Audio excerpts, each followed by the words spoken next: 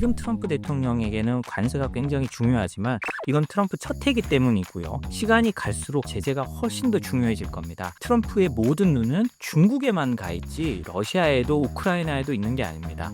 그러기 위해선 일단 홍콩부터 제압을 해야 됩니다. 안녕하세요. 글로벌 리스크 책의 조이준입니다. 오늘이 4월 1일인데요. 이 방송을 찍고 있는 날이요.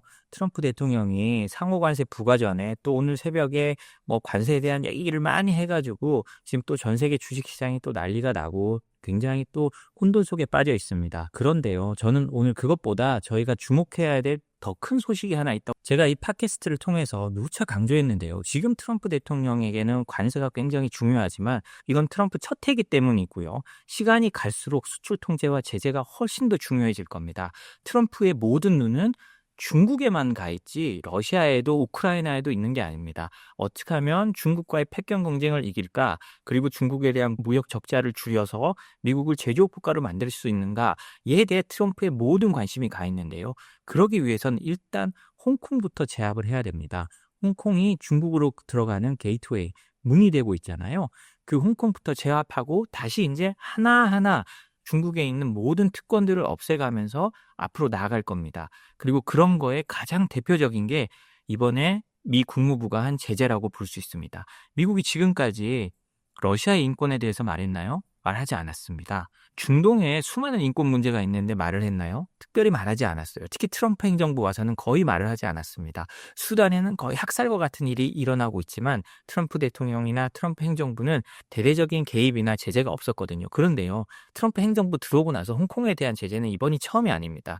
홍콩이란 이름으로 들어간 건 이번이 처음일 수 있지만 지금까지 이란을 제재하면서 홍콩을 경유한 무역선이나 홍콩의 무역회사들을 제재했고 베네수엘라 제재하면서 또 중국과 홍콩 기업들이 들어가기도 했습니다. 이처럼 모든 거를 중국과 홍콩으로 초점을 모으고 있거든요. 그중 첫 번째 초점은 중국 가운데서도 홍콩이 되는 겁니다. 미 국무부는요. 민주화 운동과 탄압과 연관된 중국과 홍콩 정부의 고위인사 6명을 제재했습니다. 이들은 홍콩 국가보안법을 해외까지 적용해 해외 망명 중인 민주화 인사들을 위협하고 억압한 혐의를 받고 있습니다. 우리가 잘 알고 있죠. 중국은 해외에 있는 민주화 운동 인사들까지도 위협하고 협박을 합니다. RFA라고 라디오 프리 에이시아라는 미국의 매체를 알고 계실 겁니다. 미국 정부가 하는 거고요. 사실 의회에서 만든 기부에서 하는 거지만 독립적입니다. 트럼프 대통령이 행정명령으로 잠깐 중단시켜서 논란이 되기도 했는데요.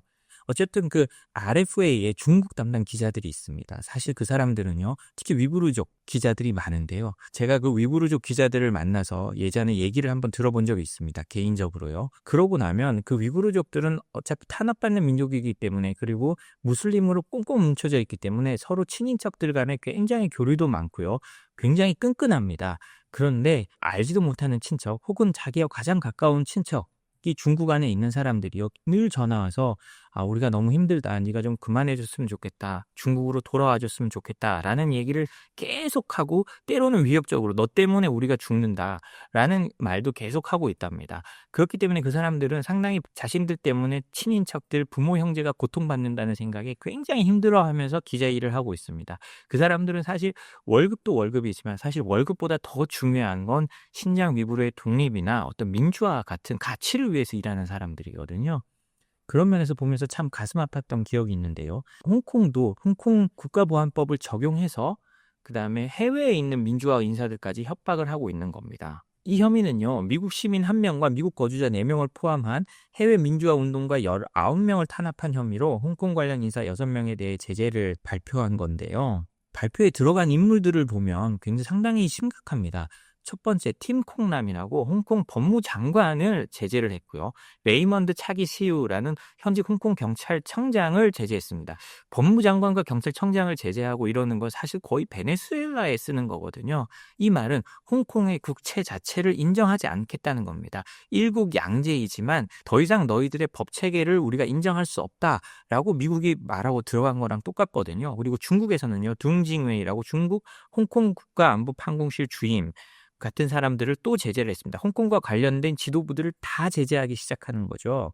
이렇게 되면 미국 정부는 미국 내 또는 미국인의 통제하에 있는 이들의 모든 자산을 차단하고요. 제재 대상과의 모든 거래를 금지하게 됩니다. 과거에요. 캐리람 홍콩 행정장관이 이 홍콩 보안법을 통과시키면서 무산혁명이 있을 당시에 제재를 당한 적이 있습니다. 이때 어떻게 됐느냐?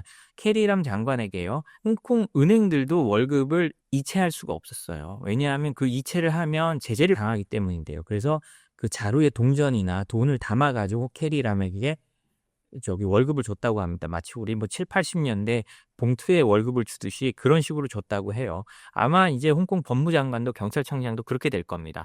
홍콩 입장에서는 홍콩은 중국이고 중국의 법을 따르지만 그럼에도 불구하고 홍콩은 글로벌 금융 허브로서의 위상을 여전히 가지고 있기 때문에 홍콩 은행들은 미국의 이런 제재를 철저히 따르는 걸로 유명합니다. 물론 그 뒤로 어떤 일탈 행위를 하고 있을지 모르지만 어쨌든 겉으로는 미국의 제재를 굉장히 잘 따릅니다.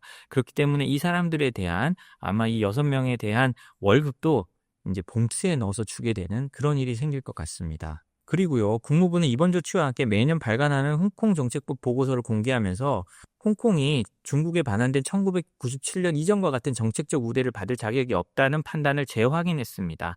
이는 홍콩에 대한 법적, 무역적 특혜를 유지하지 않겠다는 트럼프 행정부의 입장에서 연장선에 있는데요. 사실 홍콩에 대한 특별한 지위는 거의 사라졌습니다. 지금 뉴욕에 홍콩이 사무소를 유지하고 있거든요. 이것마저 없애겠다는 겁니다. 그냥 홍콩은 중국이다라는 거고요.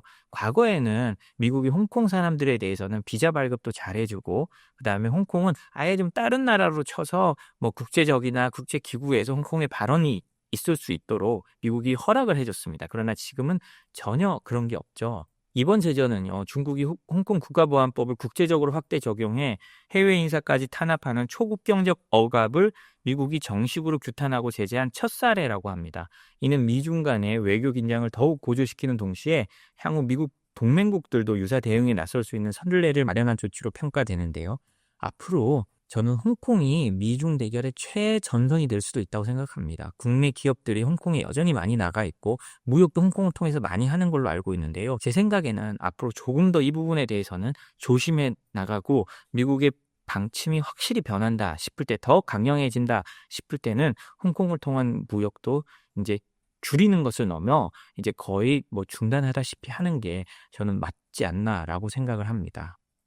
근데 이런 상황인데요. 홍콩은 지정학적 리스크에도 우린 자신 있다라는 걸 계속 말하고 있습니다. 특히 홍콩이 이렇게 제재당하고 홍콩이 억압되면 부자들이 많이 떠날 줄 알았거든요. 실제로 그래가지고 싱가포르에요. 상당히 홍콩이나 중국의 부자들이 패밀리 오피스라고 하죠. 그 자산 관리해주는 그 가족들이나 어떤 일가족 혹은 몇몇 가족을 위한 자산 관리를 하는 패밀리 오피스들이 싱가포르로 많이 옮겼다고 했는데 홍콩은 그렇지 않다. 우리는 여전히 많은 패밀리 오피스들이 만들어지고 부자들이 몰려오고 있다라고 자랑을 합니다. 오늘 그 부분 한번 살펴보겠는데요. 홍콩 재무사무 장관은요, 지난 26일 홍콩에서 열린 서남부를 위한 서밋, Wealth of Good in Hong Kong 서밋에서요, 올해 말까지 3,000개 이상의 패밀리 오피스를 유치하겠다는 목표를 재확인했습니다. 이제 패밀리 오피스는 제가 좀 전에 설명드렸듯이 초고액 자산가의 자산, 세무, 상속 등을 전담하는 전용 자산 관리 회사인데요. 이 크리스토퍼 후이 재무장관은요, 이 홍콩 내 패밀리 오피스 수가 이미 2,700개를 돌파했고 이 중 30% 이상이 1억 달러, 1,470억 원 이상의 자산을 관리하고 있다고 밝혔습니다. 홍콩 정부는 올해 말까지 200개 이상의 패밀리 오피스가 새롭게 설립되거나 기존 사업을 확장할 수 있도록 지원할 계획이라고 했는데요. 이 싱가포르이 이 패밀리 오피스를 확대시켰던 게 시진핑 국가주석이 자본 통제를 중국에 엄격하게 하면서 싱가포르이 사실상 상부속세도 거의 없고 어떤 세금이 없는 패밀리 오피스를 규제를 확 풀어주면서 홍콩과 중국의 자본금이 싱가포르로 온 거였거든요. 근데 이제 홍콩도 그런 식으로 더 이상 이제 자본 유출 없게 하겠다는 거예요. 후이 장관은요, 이런 지정학적 긴장 속에서도 자신들에게 패밀리 오피스들이 많이 설립되는 게요, 안정적이고 예측 가능하며 잘 규제된 금융 허브로 부각되고 있기 때문이라고 강조했습니다. 이런 지정학적 위험에도 흔들리지 않고 자신들은 이제 자신들만의 원칙을 잘 지켜가고 있기 때문에 이런 패밀리 오피스들이 많이 설립된다는 거고요. 그리고 그래서 이제 기자들이 묻습니다. 최근에 홍콩의 이제 물류 기업이죠. CK 허치슨이요. 그 파나마 양쪽에 갖고 있던 항구를 이제 다시 미국에 팔자고 했잖아요. 그런 것처럼 이런 지정학적인 논의가 영향을 미치는 거 아니냐라고 하니까 이 후이 장관은 서밋 현장에서도 해당 이슈는 언급조차 되지 않았다라고 설명합니다. 그냥 홍콩의 규제가 잘 돼 있고 홍콩의 규제가 완화돼 있고 뭐 상속세나 이런 것도 낮으니까 세계의 부는 우리로밖에 올 수 없어.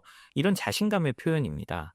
그리고 홍콩의 투자 유치 기관인 인베스트 홍콩에 따르면요. 유럽과 미국 출신을 포함한 약 160개 패밀리 오피스가 지금 홍콩 진출을 결정하거나 계획 중이라고 합니다. 그러니까 이미 2,700가가 있고 현재 계획된 것만 160개니까 올해 안에 3,000개가 될 수 있다라는 게 홍콩 당국의 판단인 것 같습니다. 뭐 이렇게 말하는 거는요. 사실 뭐 실제 홍콩이 그렇게 매력적인지 여부를 떠나서 홍콩이 미국의 압박에도 불구하고 여전히 아시아 금융 허브로서의 매력을 유지하고 있다는 메시지를 강조하기 위한 것으로 보이는데요. 우리가 이 홍콩의 블러핑이나 이런 걸 잘 살펴봐야 되겠습니다만 어찌 됐든 홍콩이 공개한 통계를 보면 여전히 홍콩이 어느 정도 금융 허브로서의 매력은 간직하고 있는 것 같습니다.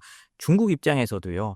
이런 홍콩 같은 곳이 있어야 미국과 계속 대항을 할 수 있을 거니까요. 어쩌면 미중 갈등 속에 홍콩의 그 어떤 좀 금융이나 이런 부분에 있어서의 제도는 좀 안정적으로 유지될 수 있겠다라는 생각도 들기는 합니다. 마지막으로 핀란드 대통령이 만난 트럼프의 속내에 대해서 한번 알아보겠습니다. 트럼프 대통령이요. 최근에 푸틴에 매우 화가 나 있다라고 뭐 발언을 하기도 했는데요. 알렉산더 스투브 핀란드 대통령이요. 트럼프 대통령과 골프도 쳤습니다. 최근에요. 그리고 트럼프 대통령의 최측근 중 하나인 린지 그레엄 상원의원과 회동하기도 했는데요. 그러면서 말을 했습니다. 물론 이건 스투브 대통령이 권고한 거긴 하지만요. 트럼프 대통령에게 트럼프 취임 3개월이 되는 4월 20일을 휴전 합의의 마지노선으로 제안했다고 합니다. 이건 뭐 구할절이 지난 다음이고 해서 여러 정치적 의미가 있다는 건데요. 사실 이게 그럴 가능성도 제가 생각해도 있을 것 같습니다. 여기까지 안 하면 제재를 가한다라는 게요. 어떤 마감 시간이 있어야지 마감 시간 없이 제재를 가한다 위협만 하면 당연히 푸틴도 듣지 않을 테니까요. 거기에 대한 어떤 위협을 할지 이런 걸 좀 지켜를 봐야 되는데요. 트럼프 대통령은 뭐 2차 관세를 부과하겠다라고 했습니다. 원래 뭐 2차 제재라는 게 있고 2차 관세라는 용어는 없었는데 2차 제재는 뭐였냐? 세컨드리 보이콧이라고 해서 북한, 이란 같은 미국의 적국과 거래하는 기업들이나 단체에 대해서 제재를 부과하는 겁니다. 2차 관세라는 건요. 러시아와 거래하는 기업이 있는 국가에 대해서 아예 국가 전체를 제재 대상으로 해가지고요. 국가 전체에 관세를 매기겠다고 하는 거거든요. 우리 예전에 뭐 어렸을 때 얼차려 받을 때 뭐 혼날 때 보면 우리 반에 한 명만 잘못해도 온 반이 벌을 받는 그런 벌을 내리겠다는 것과 똑같습니다. 스투브 대통령은요. 우리는 트럼프 대통령과 린지 그레엄 상원 의원과 함께 제재 패키지에 대해 논의했고 그레엄 의원은 상원 동료 50명의 지지를 바탕으로 해당 안을 곧 제출할 거라고 했습니다. 그러면서요. 스투브 대통령은요.